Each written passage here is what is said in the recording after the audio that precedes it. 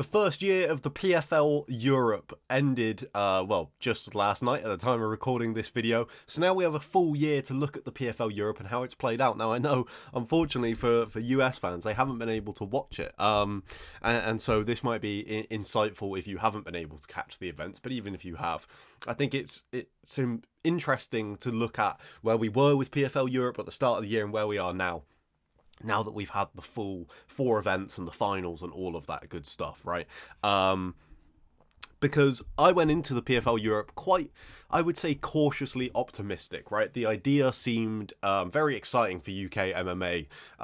As a UK MMA fan, I just want to see these guys get fights and see people get the chance to fight on a big show and get that experience. And I think that it seemed very promising what the PFL was going to try and do in Europe. And I think that there's been a pretty good progression over the course of this year that makes me more optimistic going forward. So let's talk about it. Let's recap some of the previous events, right? Because the finals in Dublin was, of course, the 4th event of PFL Europe. And the first event in Newcastle, to me, kind of backed up my cautiously optimistic thoughts going into the first event for PFL Europe, because it was essentially sold off of 3 names, that being Simeon Powell, Dakota Ditchover, and Lewis McGrillen. Now, to put a bit of context on those names, Simeon and Dakota had, of course, already been on big PFL shows, so they were kind of the established names going into the tournament in terms of people familiar with PFL, at least. And Lewis McGrillen has been a very exciting talent coming out of the UK, and this was kind of his first opportunity on a big promotion. So they generated quite a lot of interest between them, I think. My worry after that event was, first of all, they were the names that the event was sold on. And when you have a tournament that's going on throughout the course of the year, you don't want people to only be looking at like 3 names, right? You want to be, Lewis McGrillen wasn't even in a tournament. You want to be captivated by the tournament and not just, let's go watch Simeon and Dakota pick up wins before going on to bigger things, right? And as I said, they were the established names. That was kind of the expectations and things like that. But that was kind of my worry, is that, yeah, you'll get a good spotlight for some of these guys and you'll see them come through and eventually go on to bigger and better things, but it needs to be a tournament that is unpredictable and things like that. And eventually I think that did play out, but that was my initial concern.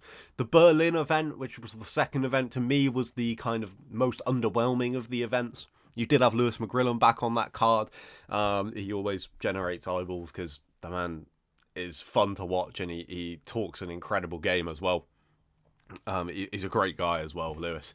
And you, of course, you didn't have Simeon and Dakota, and I think that was the big thing, is people outside of fans of certain fighters on that card didn't have a whole big reason to tune in unless you were really invested in watching these tournaments play out. You did have Dylan Took on that card, who ended up stealing the show, I think, in a lot of people's eyes. And I suppose we'll mention Dylan now because I don't know if we'll talk about him in the finals, but he's been an incredible value for money signing for the PFL Europe banner. Like, you're going to have people that appear who make a name for themselves, who become stars through PFL Europe, and Dylan wasn't a guy that personally wasn't on my radar before the PFL Europe, and now he's a guy that I'm very excited. He of course didn't make it to the finals this year, but I'm so excited to watch him compete next year, and we'll talk more about that kind of loyalty of coming back to watch some of these guys when we talk about, the finals card. The Paris event was where I think a lot of things changed for most people. The hype around it, the quality on show, it really took another level up, I think. Of course, the 2 fights at the top of the card were a big reason for that. You had the Lazy King, who's a fantastic signing for the PFL. I wish we had got to see him on this Dublin card as well, but bigger plans, I'm sure, for him going forward. And of course you had Cedric Doumbé at the top of the card, a superstar really coming into the PFL. I don't expect we'll see him much on the PFL Europe banner, which is a bit of a shame, but also you can't keep a guy like that not on your main show. Like, the interest he generates, the stark charisma that he brings to an event was clear to see, and I think it just made the whole night generally more enjoyable from start to finish, and I think the fights delivered in a better way than the 2 previous events, and you could put that down to, I think, the tournament being at a later stage to where We know that everyone in the tournament at that stage is good and is capable of winning, and that led to better fights, more interesting matchups, more intrigue in general, and that leads us perfectly into Dublin. Before we got to the actual night at the 3 Arena, ticket sales was a big talking point of the show. I know that at some point they were going for very, very cheap, and I as much as you can look at that as a negative, I commend the PFL for that in some sense, because you couldn't have got a better night of quality for that cheap in MMA, period, right? You're paying more for local, regional shows than some of those PFL Europe tickets were going for. And admittedly, you know, that is a positive and a negative. It's a positive if you were going to go and you got yourself a ticket for cheap because the night delivered. More on that in a minute. But, you know, I think that maybe the one criticism of the card on paper was you were lacking, like when you had in France, where you had the Lazy King and you had Cedric Doumbé, that big ticket seller to really draw people on. Of course, you had some fights that weren't part of the tournament and weren't people featured in the tournament, like Nathan Kelly, who was the main event. And Nathan Kelly brought a fantastic crowd. I'm not talking negatively about any of the fighters on this card, right? But you wanted maybe someone who's a bit more established in the Irish scene, but you can't just go out and poach some of these guys, because if you're looking for a top star to come in and drive those ticket sales, well, guess what? They shouldn't be competing on the PFL Europe banner if they're doing that, really. And so I don't think that that's a huge worry for me. If the event had done poorly, then yeah, but the event did fairly well, and we'll talk about the 3 Arena itself in a minute, but I think that that's not a huge concern considering what PFL Europe are going for. They are supposed to be championing the fighters coming through and not the ready-made stars. Admittedly, it helped the PFL Paris card having a couple of established names at the top of that card to bring the eyeballs, and I think that that is something that PFL Europe can definitely do in the future, and it will help. But I don't also think it's necessary, because I think the PFL Europe are trying to build something different, and we'll talk about their reputation and the brand loyalty that I think they're trying to push towards, again, when we reflect on the event at the end of this video. So Dublin was the right choice for this finals card. When you looked at the matchups at the start of the year, I think Dublin still made a lot of sense. But it really worked out for them. Not just because you had a couple of Irish fighters in the championships, which of course is unpredictable, and that really worked out for them. You have Nathan Kelly there, who can come in as the main event, who PFL fans will probably know at this point, and also, you know, he's been an exciting guy in the Irish scene now for quite a while, and he's been fantastic since signing with the PFL. He's massively benefited from being on a bigger show, I think, and I say bigger show. He fought on Bellator before. I'm not slagging them off, but you know, I think the PFL has been fantastic for him, is what I mean. And the other thing is, even if the ticket sales weren't maybe as high as you would hope for a quality card like this, the 3 Arena, man, the Irish fans, they make everything feel bigger. It's true, you know. I've been to some fantastic events in the UK, but Ireland, I don't know, there's something special, especially when there's something on the line, I think, is where they really raise the stakes. They make things feel big, that crowd. And when you've got these championship fights and you haven't got, you know, a really established name yet with the PFL Europe, I think Dublin was absolutely the right call, and I wouldn't be surprised to see them hold multiple of these finals cards there going forward. I wouldn't be surprised if this becomes kind of like the new home for the World Championships of PFL Europe, to be honest. I don't think it will be, but I wouldn't be surprised either, because it just seemed like a home run for them. And again, with the matchups, they played out in their favour. It really did. You got some fantastic matchups in the finals, with a couple of Irish fighters in there as well for good measure. So I think that really helped the atmosphere, which seemed fantastic. And most importantly for me, the fights really delivered. I was really interested in quite a few of these matchups, and I think that is the worry that I had at the start of this year with the PFL Europe, is how invested are people going to be in the tournaments, or are they just going to want to tune in to watch certain fighters? And to me, because it's a tournament format, you expect the best fights to be at the very end. And that's kind of a strange thing, because you're expecting people to tune in early knowing that they're not getting the best fights yet. But I think it worked out, because I think that this card, the quality of the fights, I think was far beyond the previous events in the PFL Europe this year. Not just matchups, but the fights delivered, man. The World Championship fights themselves, all of them, 3 of them were great fights that I think, some upsets in there for sure. And really came away thinking, all right, that guy won because they're the best guy in the division right now. Like, I think that it really paid off for them in that sense. And of course, the other World Championship matchup that I haven't spoken about, Dakota Ditcheva. If you want to talk about the PFL Europe not needing to bring in stars to sell their cards, because the whole idea is you watch people become stars, that argument isn't better made than looking at the PFL Europe run of Dakota Ditcheva. And I know a lot of people, you looked at that tournament bracket and you're like, she's going to win this. She was the most nailed on of anyone in the tournaments across the board to win. But she just oozes more star quality every single time you see her, and now going up and competing at a higher level, something bigger, I think that star quality that she's been able to build up is only going to help make those feel even bigger and hopefully put her on the map even more for those bigger fights. Outside of the championship fights, I think the quality of fights delivered elsewhere. I've spoken about Nathan Kelly already. I was excited to see him on this card, and he put in a great performance to cap off the night. But also Wesley Meyer versus Lewis McGrillen. If you, I cover a lot of stuff for Violent Money, and we have been speaking about the potential of this fight for years at this point in time, and the fight delivered on the hype that I had for it. Honestly, it was a great contest. I think, yeah, both guys. I don't want to speak too much about individual fights and stuff like that because we're here to review the PFL Europe and not the PFL Dublin card specifically. But it was a great fight.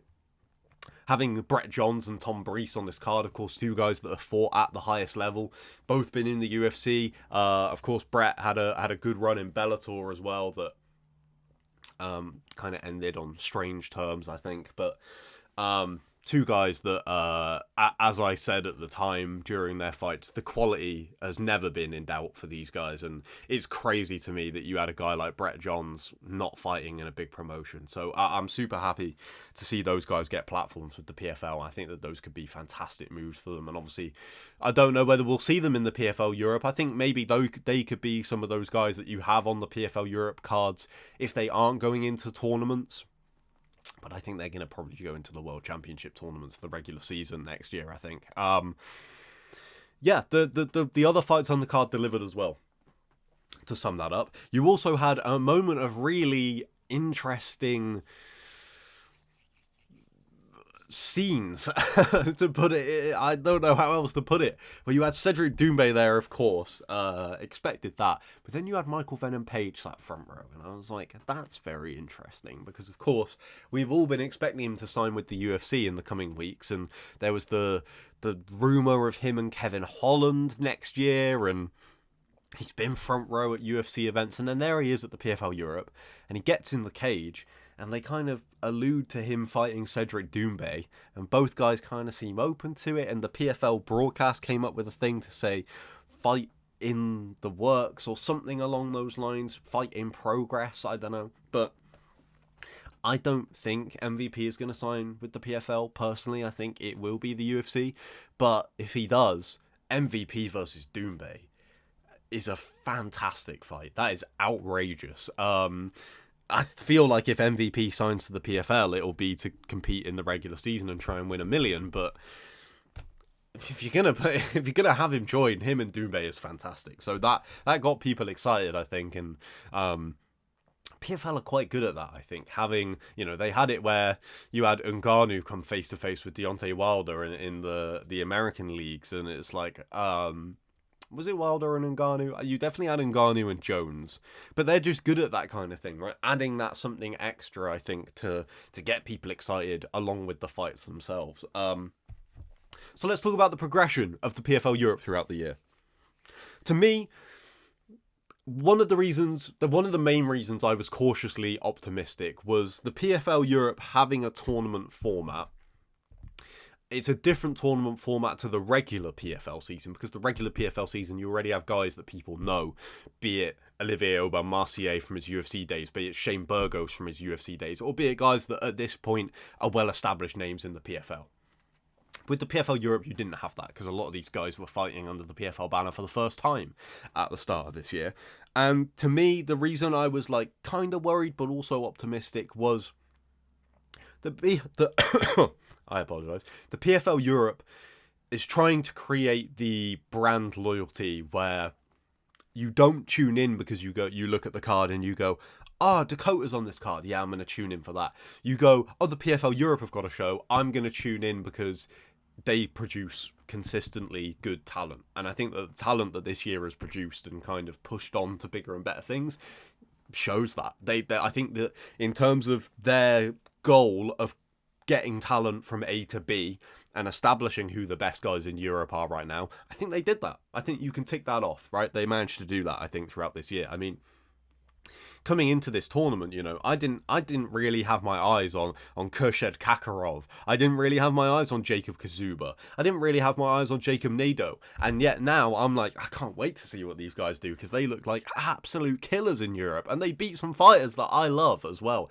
And some fighters that I rate really highly. Simeon, Franz, John Mitchell, but they looked fantastic on the night, and I'm excited to see where their potential really is. So I think you can check that off as a success. The only other thing, I think their goal was a success. It just depends on, general perception, financially. Was all that stuff a success, right? And I think that the general perception thing, again, I think that you have to get to that after a couple of successful tournaments like this, so that when people see a PFL Europe show, I'm going to compare it to Cage Warriors very briefly. So I don't want to compare the two completely, because I do think they do separate things to some extent. But when you tune into a Cage Warriors show, even if you don't know the names on the card necessarily, you tune in because they have the reputation for producing some of the best fighters in Europe, and then seeing those fighters go on to bigger and better things in the UFC and other promotions. You have to have that reputation. And I think that the PFL Europe has had a really good year for building that. That's why I'm excited to see what they do next year and how they can build on that even more. Because we've seen some incredible talent emerge, and I think that if they can do that again next year, then people are going to start to be like, okay, well, I'm going to tune into this card because I want to see what talent they've got this year and who the best guys in Europe are. And that is the end goal at the end of the day for the PFL Europe. So I think that has been a fantastic progression for them. I think the quality of cards has been a fantastic progression for them as well. Again, you can kind of chalk that down to the tournament matchup and the fact that at the end of the year you get the best fights in those tournament weight classes, but also outside of that. This Dublin card having Lewis McGrillen versus Wes Meyer. Lewis McGrillen's toughest test to date, and Wes Meyer, a guy that has been around the European scene for a while and is a fairly established name through his fights in Cage Warriors. Having Brett Johns, having Tom Breese, having young Nate Kelly as an amateur open the card, which I know you could kind of say, well, why is he getting a shot and not these other people? Because of the story, right? And that is what a lot of people get invested in when they tune into these cards, and it's the deciding factor, right? There are some changes that I would like to see implemented for the PFL Europe. I don't understand the no elbows rule when it's a fight that isn't in a tournament or a fight that is the tournament final. You shouldn't be expecting those guys to turn around again in 2 months, right? And for the most part, they're not expected to. In the start of the tournament, they are. I understand that. I understand why elbows cause a problem for that, although if you can't elbow but you can knee, that is a little bit strange to me. But, like I said, I get it for that reason. But, when you've got some of these fights on here, there was a point in Dominic Wooding's fight where the fight got stopped because of an elbow, and you're like, neither of these guys are in a tournament. Like, they don't need to fight again for another 3 months at least.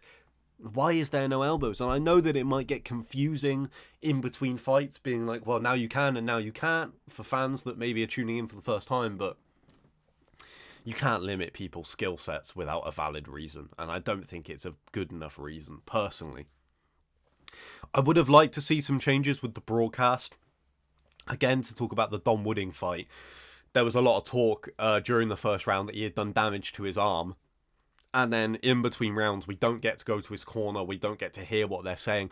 I think that would have been, of course you did have the broadcast kind of filling you in at some points with what was being said in the corners. But like,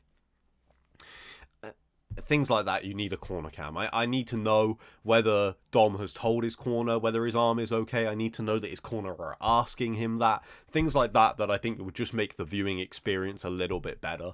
And those are just things that the PFL are going to work out over time, I think. And I think they have made some very good strides in that department. One of the best things about this card, I enjoyed this card a lot more than the World Championships.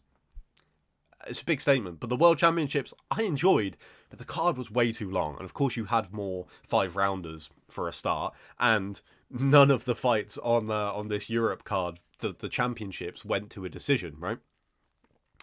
But the pacing is so much better, or was so much better for this card. There wasn't delays between every fight. We didn't get long video packages between every fight. It felt more constant, and the night went so much smoother, I think, and it made for such a better viewing experience, sat at home, and I'm sure for people in the arena as well. So I was really, really happy to see that. I think that has been...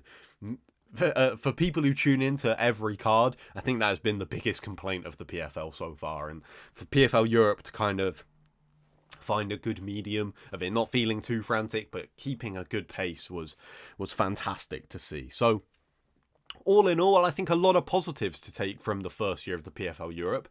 Whether what I said about brand loyalty and people coming back, whether that will actually happen remains to be seen, right? But I think in terms of their goal of finding the best fighters in Europe, I think they did that. I think they put a platform for so many other fighters to showcase themselves, talking about the likes of Dylan Took, but also giving Brett Johns and Tom Breese these opportunities to fight again under big promotions. I think that they got it, they managed to achieve their goal from that sense, and I'm super excited to see what happens going forward next year.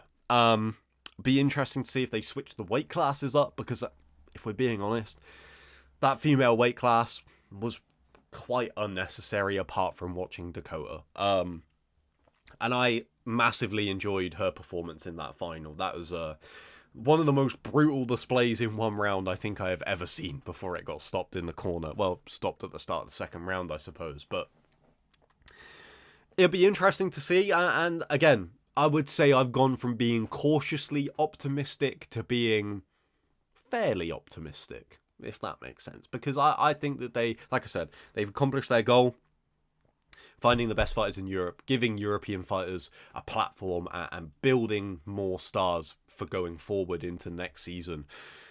How it works out with people coming back and turning people from fans of Simeon Powell, from fans of Dakota Ditchfer, from fans of Lewis McGrillen, into fans of PFL Europe. That is really the big thing they have to try and conquer, I think. And cards like this PFL Dublin card is the way to do it, because I think that this was by far their best card to date and their best event to watch to date.